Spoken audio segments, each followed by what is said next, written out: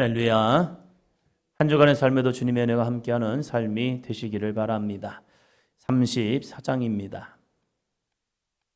이 역대 상하의 말씀을 보면 계속적으로 반복되는 말씀들이 있습니다. 여호와 하나님이 보시기에 이스라엘의 회복, 남유다의 회복은 우리의 힘과 능력이 아니라 여호와 하나님이 보실 때에 우리가 어떤 삶을 살아가느냐, 그 삶이 하나님 앞에 합당한 삶을 살아간다면 이스라엘은 회복됩니다.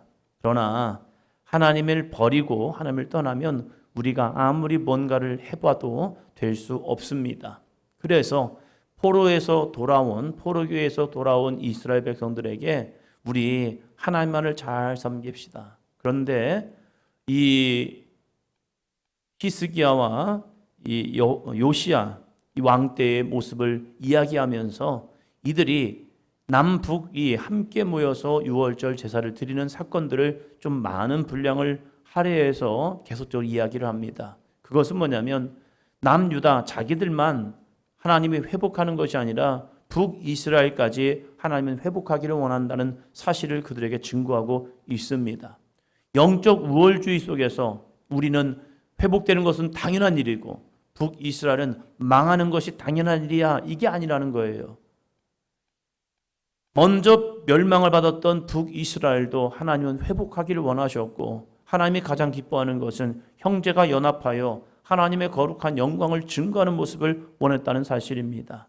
그런데 이제 계속적으로 나라가 진행이 되면서, 역사가 진행이 되면서 이 남유다 사람들은 사마리아 사람들을 굉장히 저주하였고 부정스럽게 여겼고 그들과 상종하기도 싫었습니다. 왜 그러냐면 자기들만을 바라보는 거예요. 끊임없이 나만 구원받아야 하고, 나만 하나님의 은혜를 받아야 하고, 내가 하나님의 회복을 받아야 하고, 다른 사람들, 특별히 북이스라엘 사람들이나 이방인들 향해서는 완전히 자기들만을 생각하고 그들은 저주스러운 모습으로 등한시하는, 이분법적으로 나누는 그러한 모습이 되었다는 사실입니다.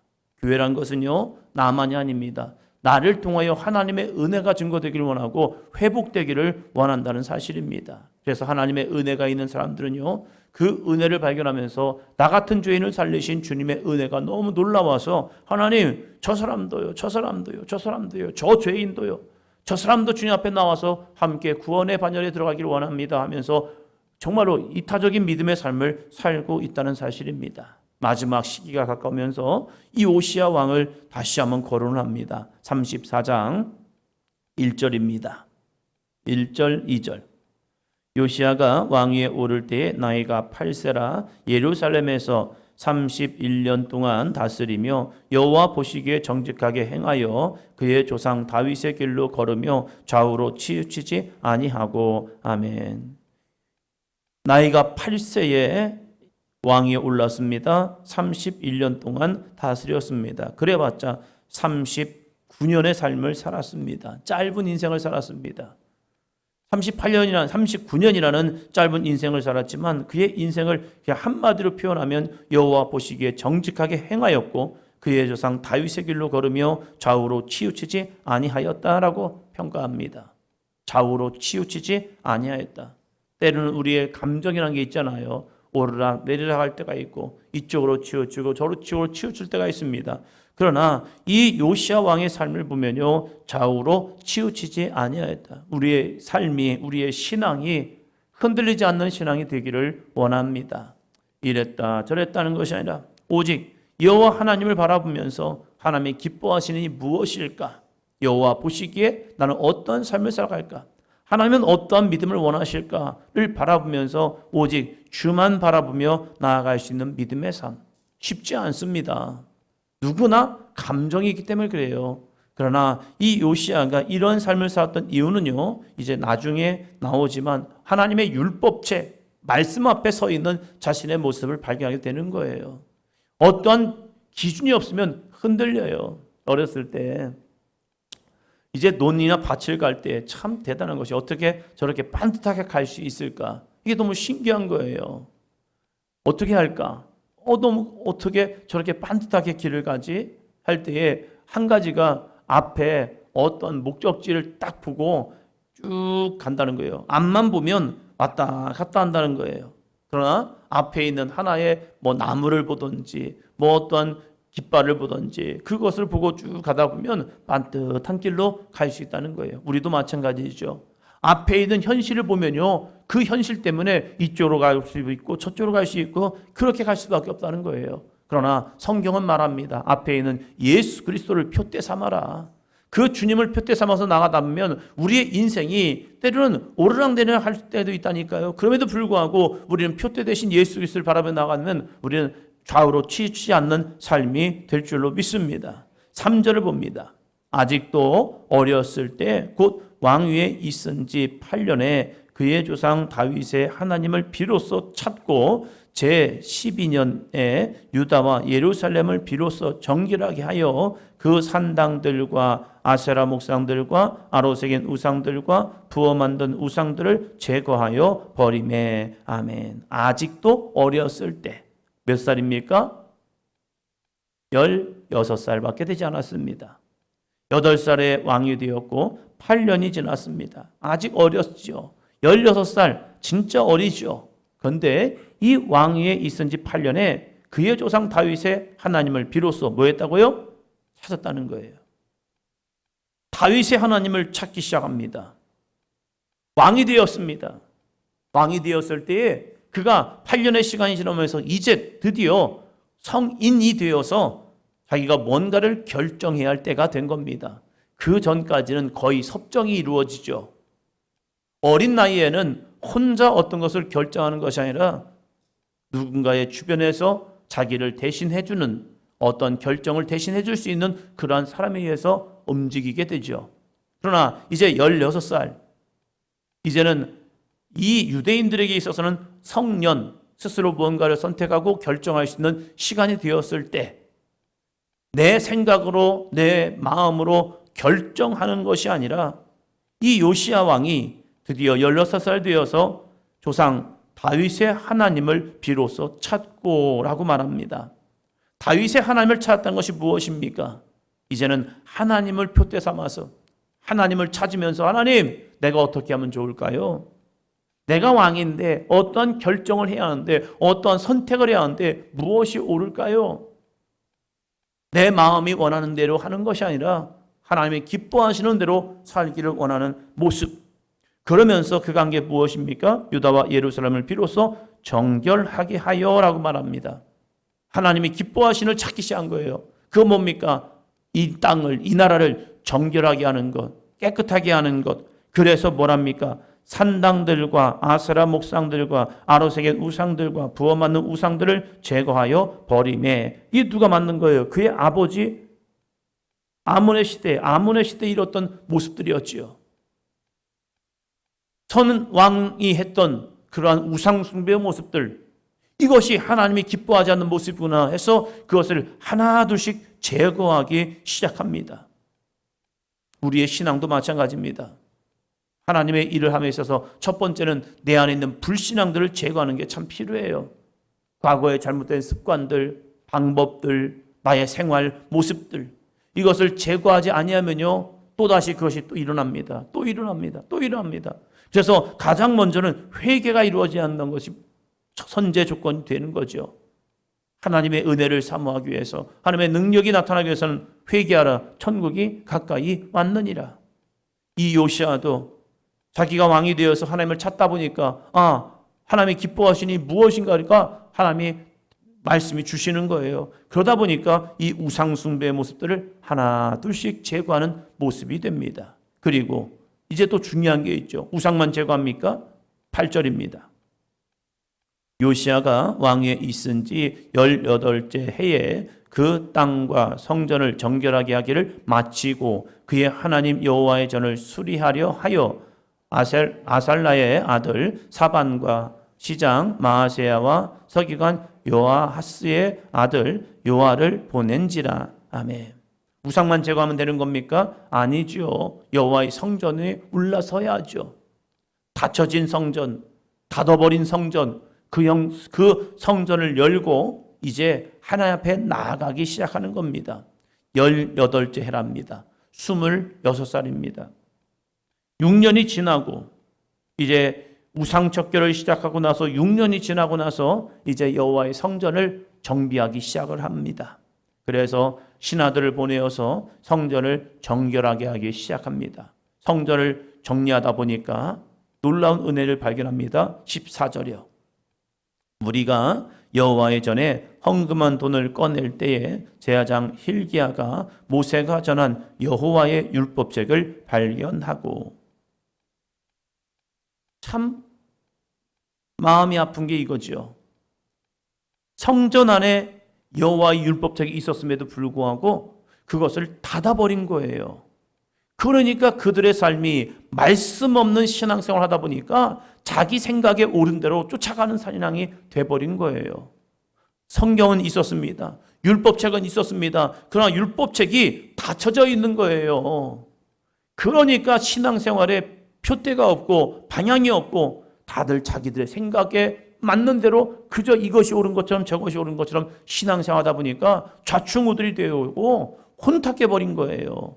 그러다가 이제 제사장이 여기에서 모세가 전한 율법책을 발견합니다. 우리의 신앙도 마찬가지죠. 성경은 알고 성경은 읽지만 성경이 닫혀지면요, 내 마음속에 성경이 묻혀져 있어요. 묻혀 있어서 그 말씀이 내 안에 올라오지 않는다는 거예요. 닫혀진 우리의 마음속에 하나님의 말씀이 숨겨져 있는 것이 아니라 그것이 내 심령에서 발견되어져야 합니다. 이것을 레마의 말씀이라고 말씀하죠. 내 안에 있는 말씀, 나에게 주어진 말씀, 그 말씀이 내 안에서 꺼내질 때에 내 삶의 지표가 되고 있다는 거예요. 머리로는 굉장히 많이 알아요. 그러나 삶에 하나님의 말씀이 나를 이끌지 못하고 있던 시대가 바로 이 시대였다는 거예요. 깨끗이 회개하고 정결하게 하고 보니까 거기에서 말씀이 발견됩니다. 우리의 신앙도 마찬가지더라고요. 우리가 정말로 주님 앞에 회개하다 보면요, 하나님의 말씀이 내 안에서 다시 올라옵니다. 그래서 우리에게 들려집니다. 그리고 들려진 말씀 가운데 우리에게 살아가야겠다라는 마음까지 주십니다. 이 율법책을 발견하고 이것을 이제 서기관 사반에게 보내어서 왕에게 전달시켰고, 이 왕에게 사반이 왕에게 가서 이렇게 합니다. 18절이요. 서기관 사반이 또 왕에게 아뢰어 이르되 제사장 hil기야가 내게 책을 주더이다 하고 사반이 왕 앞에서 그것을 읽음에 19절이요. 왕이 율법의 말씀을 듣자 곧 자기 옷을 찢더라. 아멘. 사반이 이제 율법책을 발견했습니다. 왕이시여 이 말씀을 들어보십시오 하면서 이제 율법서 창세기부터 신명기까지 말씀을 쭉 읽어 나가는 거죠. 그럴 때에 이제 신명기 말씀 정도 읽었겠죠. 그 말씀을 읽는데 갑자기 왕이 자기 옷을 찢어버립니다. 이스라엘 백성들 가운데 자기 옷을 찢는다는 것은 참담한 일을 만났을 때에, 하나님 앞에 회개할 때 우리의 마음을 찢는 것처럼 자기 옷을 찢습니다. 회개란 것은 바로 이거죠. 내 삶에 닫혀진 마음, 강박한 마음, 굳어진 마음을 찢어버리지 못하면 여전히 그 마음이 닫혀지면 하나님의 말씀이 들리지 않습니다. 이 정말 어린 26살밖에 되지 않은 요시야 왕이 하나님의 말씀을 듣는 순간 마음이 찔 같은 거예요. 왜요? 자기 조상들의 죄악 때문이죠. 하나님의 분명히 축복을 받아야 할 이 백성, 다윗 시대로부터 많은 하나님의 영광과 은혜와 능력을 경험했던 이 나라 이 민족, 왜 지금 이러한 상황이 되었을까? 남과 북이 나누어졌고 북이스라엘은 멸망해버렸고 남유다도 지금 풍전등화 같은 상황에 있습니다. 바람이 훅 불면 이제 망할 것 같은 이러한 현실. 밑으로는 애굽이, 위로는 아수르, 바벨론이 그들을 침략하려고 하고 있습니다. 그래서 이 강국 속에서 언제 어떻게 멸망할지 모르는 이 민족, 이 나라, 왜 이렇게 이 나라가 이렇게 참혹한 모습이 되었을까? 요시야 왕이 말씀을 읽다 보니까 그게 꿰뚫어지는 거예요. 하나의 이유입니다. 여호와를 버렸기 때문입니다. 그 모습을 보니 마음이 너무 아픈 거예요. 그래서 그 옷을 찢어버립니다. 그리고 이것을 나만 듣는 것이 아니라 해야 할 게 있다는 거예요. 21절입니다. 너희는 가서 나와 및 이스라엘과 유다의 남은 자들을 위하여 이 발견한 책의 말씀에 대하여 여호와께 물으라. 우리 조상들이 여호와의 말씀을 지키지 아니하고 이 책에 기록된 모든 것을 준행하지 아니하였으므로 여호와께서 우리에게 쏟으신 진노가 크도다 하니라. 아멘. 너희는 가서 나와 및 이스라엘과 유다의 남은 자를 위하여.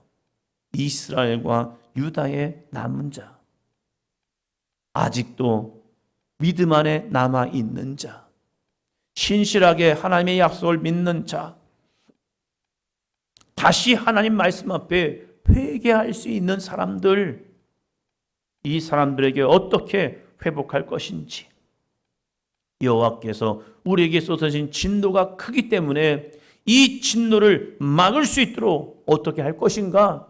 너희는 여호와의 말씀을 들을 수 있도록 나가서 물어보라 할 때에 참 대단한 게 있습니다.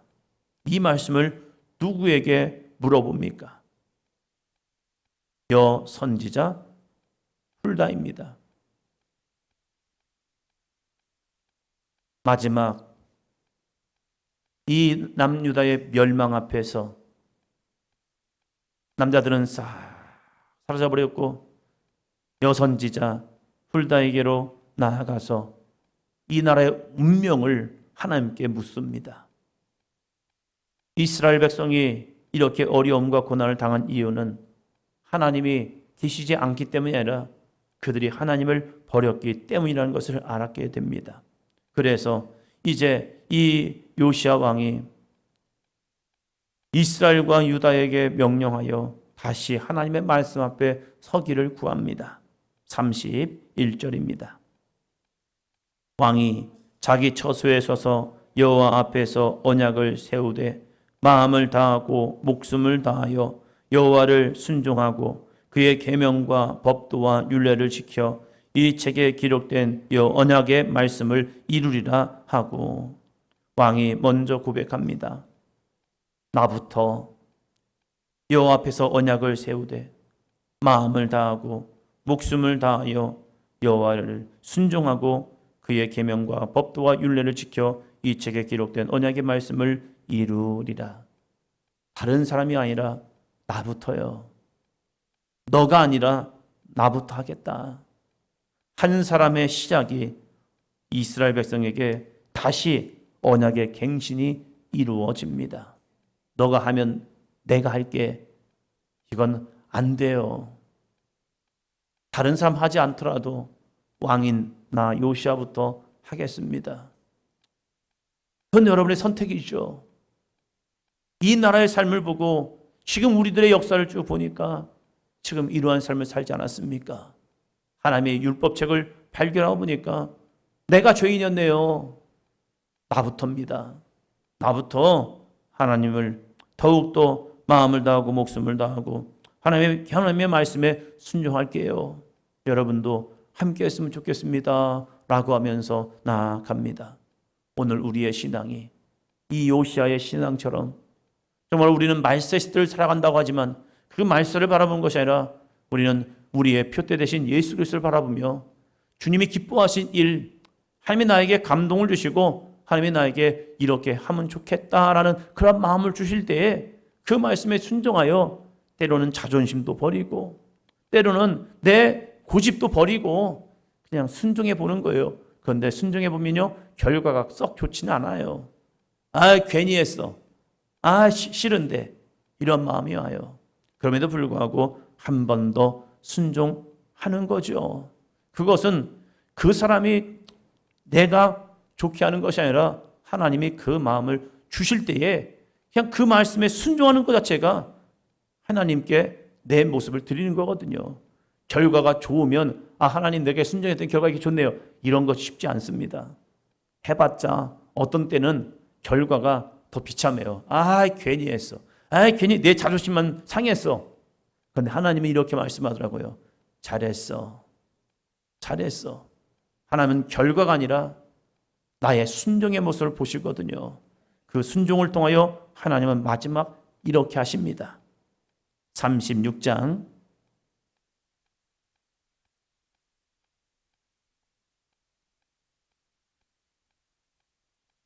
23절.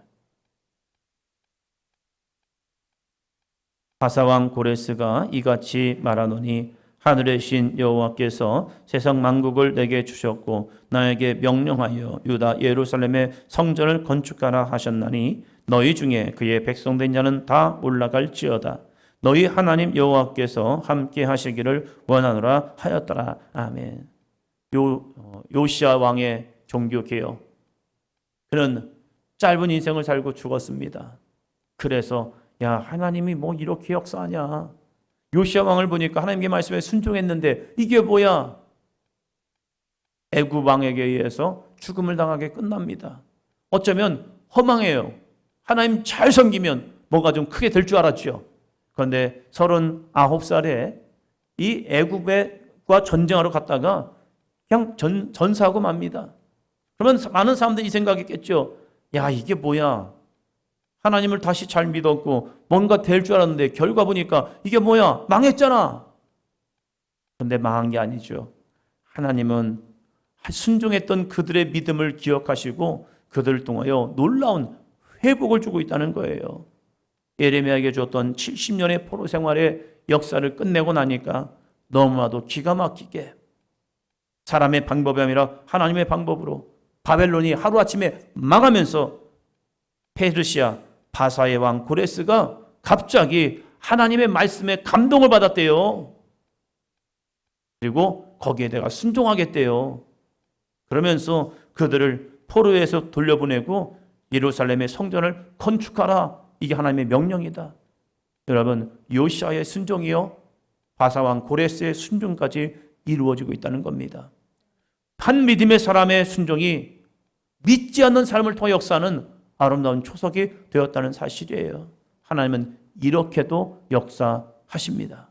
오늘 나의 순종이 하나님의 거룩한 역사를 이루는 한 발걸음이 되기를 축원합니다. 기도합니다.